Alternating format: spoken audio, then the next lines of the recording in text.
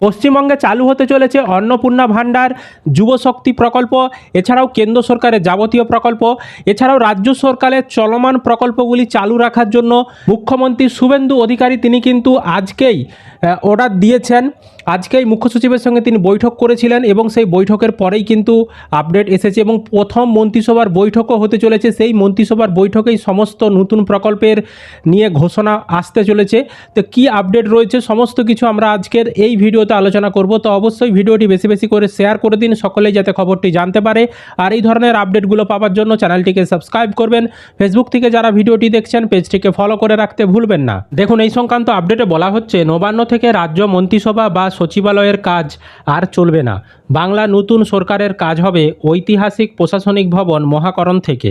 এই ঘোষণার পরও নবান্নেই বসতে চলেছে নয়া মুখ্যমন্ত্রী শুভেন্দু অধিকারী নেতৃত্বাধীন প্রথম মন্ত্রিসভার বৈঠক। শনিবার ব্রিগেডের শপথ গ্রহণের পর মুখ্য সচিব, স্বরাষ্ট্র সচিব ও রাজ্য পুলিশের ডিজির সঙ্গে বৈঠক করেন। সেখানেই ঠিক হয়েছে আগামী শুক্রবার প্রথম মন্ত্রিসভার বৈঠক হবে নবান্নে।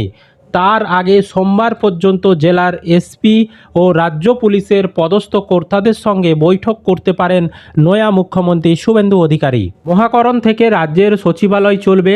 বিজেপির তরফে এই ঘোষণার পরই সেখানে সংস্কারের কাজ শুরু হয়েছে, তবে পুরোপুরি প্রস্তুত করে দিতে বেশ খানিকটা সময় লাগবে।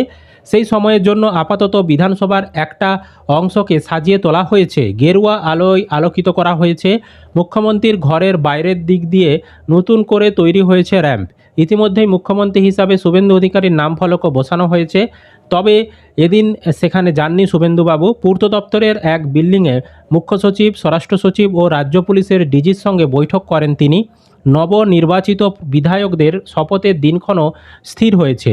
বুধ ও বৃহস্পতিবার বিধানসভায় এই শপথ গ্রহণ হবে।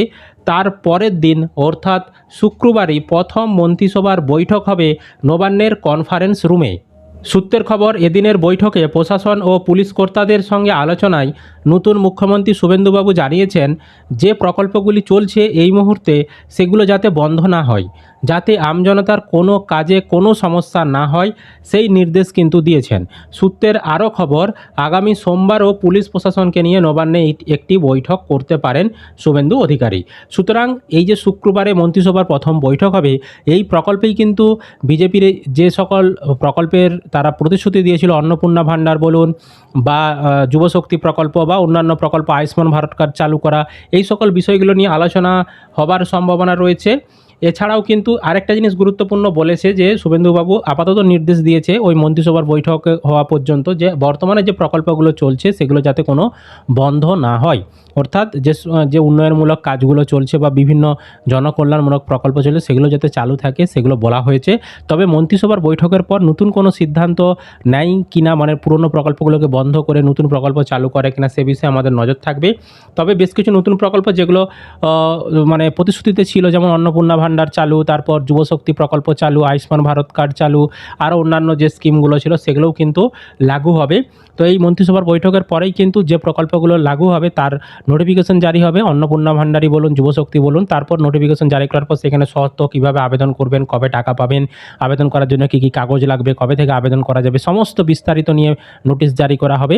তো যখনই নোটিশ আসবে আমরা আপনাদেরকে চ্যানেলের ভিডিওর মাধ্যমে জানিয়ে দেবো। অবশ্যই কিন্তু লেটেস্ট আপডেটগুলো পাওয়ার জন্য চ্যানেলটিকে আপনারা সাবস্ক্রাইব করে রাখবেন। আর ফেসবুক থেকে যারা ভিডিওটিকে দেখছেন পেজটিকে ফলো করে রাখতে ভুলবেন না।